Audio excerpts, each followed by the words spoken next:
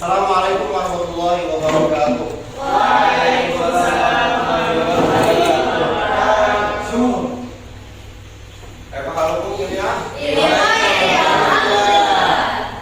Ya, kaya mendatar sana bil qala tiba semangat. Bismillahirrahmanirrahim. Kesempatan yang berbahagia ini kita akan membahas tentang wakaf. Ya, wakaf itu secara bahasa diambil dari kata-kata waqafa. Ya, waqafa itu stop, jadi berhenti. Nah, itu pengertiannya secara etimologi dan kriminologi. Etimologi itu secara lugatan, secara bahasa lugatan itu katanya yang mengandung makna menahan, berhenti atau mencegah. Dalam konteks ini berarti menahan harta agar tidak diberikan dan menjadikan manfaat untuk tujuan kebaikan. Jadi kalau kita mempunyai harta, kita wakafkan, berarti kita memberikan secara total kepada keperluan untuk umum lah, untuk fasilitas yang lainnya, dimanfaatkan secara luas untuk kepentingan umum. Kriminologi itu istilahan, ya, jadi secara istilah mazhab Hanafi memandang wakaf sebagai menahan benda tetap di tangan wakif untuk dimanfaatkan bagi kebaikan. Artinya wakif itu orangnya ya, orang yang mewakafkan. Nanti kan ada syarat-syaratnya. Nanti kami kita bahas selanjutnya syarat daripada wakaf itu sendiri. Nah, sedangkan menurut mazhab Syafi'i dan Maliki itu menekankan hukum benda dan pemutusan hak milik wakif terhadap manfaatnya atau hukum kali. Artinya gini, kalau sudah diwakafkan, misalkan tanah, misalkan kita wakafkan, itu terserah oleh orang yang kita berikan wakaf memanfaatkannya secara maksimal. Beda. Jadi putus sudah tidak ada lagi hak kepemilikan si wakif, orang yang mewakafkan harta. Nah, sementara di Indonesia hukum di Indonesia itu masalah wakaf diatur. Itu Undang-Undang Nomor 41 Tahun 2024 mendefinisikan wakaf sebagai perbuatan hukum yang memisahkan sebagian harta dan melembagakan untuk selama-lamanya bagi kepentingan ibadah atau kepentingan umum sesuai dengan syariat Islam. Nanti ada prosesnya. Jadi proses untuk mewakafkan sesuatu itu nanti ada proses di kebiasaan KUA dengan ikrar wakaf namanya. Nanti setiap desa itu kan ada namanya nazir. Nazir itu penjaga wakaf, hak wakaf. Misalkan kayak masjid, musola, itu kan ada ikrar wakafnya. Makanya sebagian sekarang kita lihat ya, khususnya di Kabupaten Pasir ini ada beberapa masjid yang diberikan tanda gitu, tanah wakaf nomor ini. Nah, berarti dia sudah terdaftar di KUA, pengambilan ikrar wakafnya, terus di namanya ada Badan Wakaf Indonesia, BWI namanya. Nah, selanjutnya dasar hukum wakaf itu pertama memang Al-Quran. Itu di dalam surah Ali Imran ayat 92. Siapa yang hafal? Lan tanalul birra hatta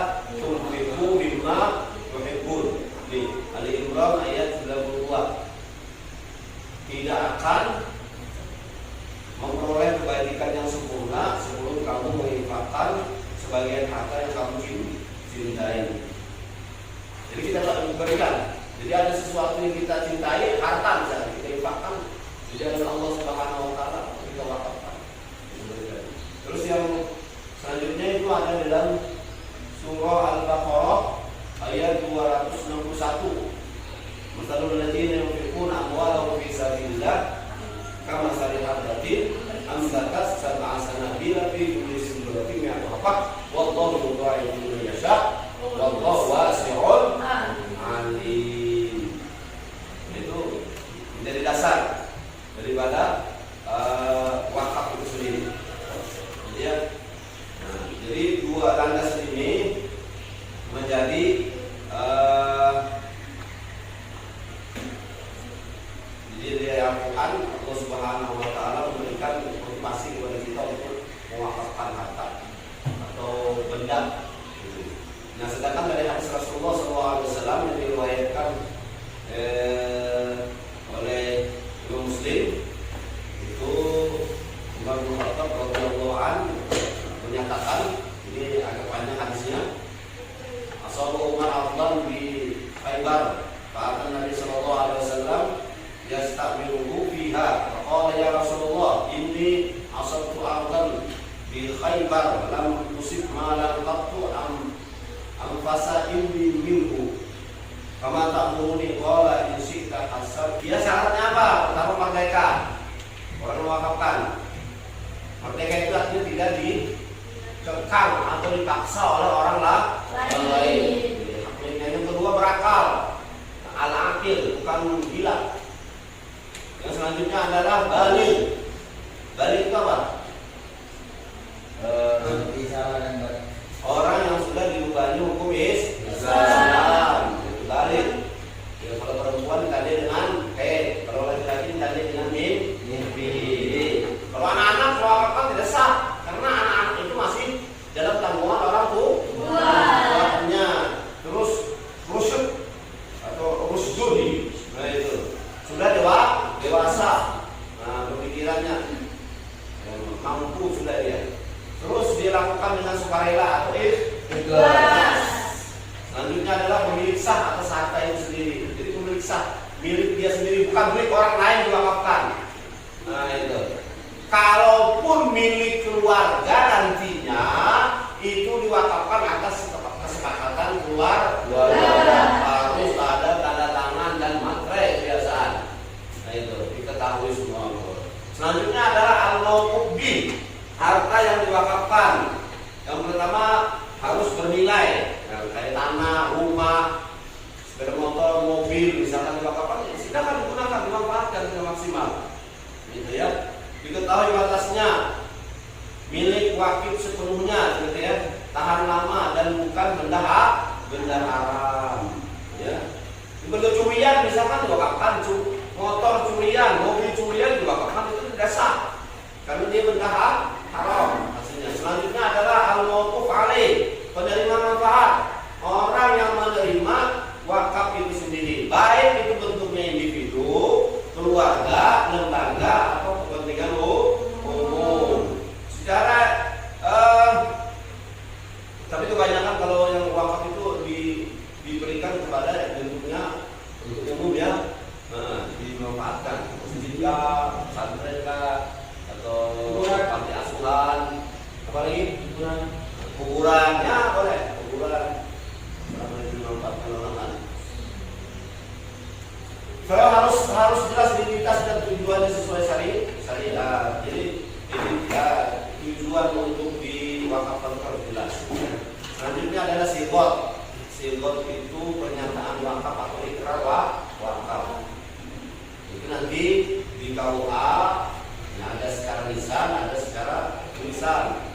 Nanti ditanya, kebiasaan ada nazirnya, atau orang kebiasaan ada yang mewakafkan, ada yang menerima wakafnya, dan 2 orang saksi biasanya di KUA untuk ikrar wakafnya. Nah,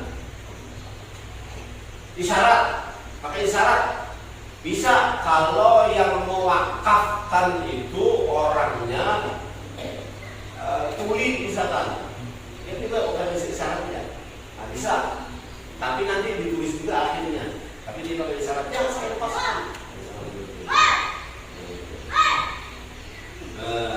Jadi atau perbuatan yang menunjukkan niat wakaf. Dalam praktek belajar sering dicatat di depan, nah ini badannya itu, ya. Jadi badan sebenarnya BWI, Badan Wakaf Indonesia.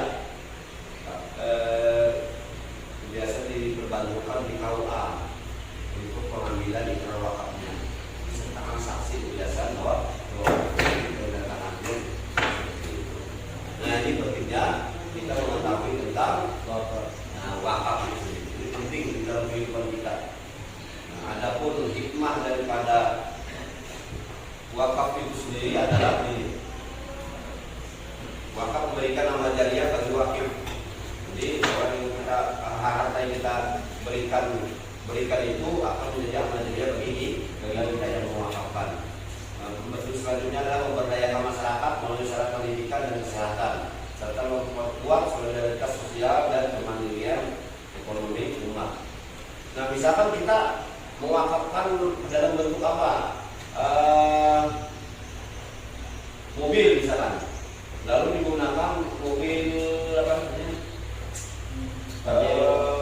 Pickup misalkan, digunakanlah untuk mengangkut sawit. Nah, mobil itu bisa jadi bermanfaat, digunakan nanti hasilnya bisa dimanfaatkan untuk kepentingan umat, misalnya untuk kalau pesantren, bisa untuk menghidupi anak santrinya, memberi makan dan segala. Selanjutnya adalah manfaat nyata. Itu nanti fasilitas publik, pengentasan kemiskinan melalui industri publik dan pendanaan berkelanjutan untuk pelayanan sosial dan hasil konkret dari praktek wakaf yang dikelola dengan baik. Jadi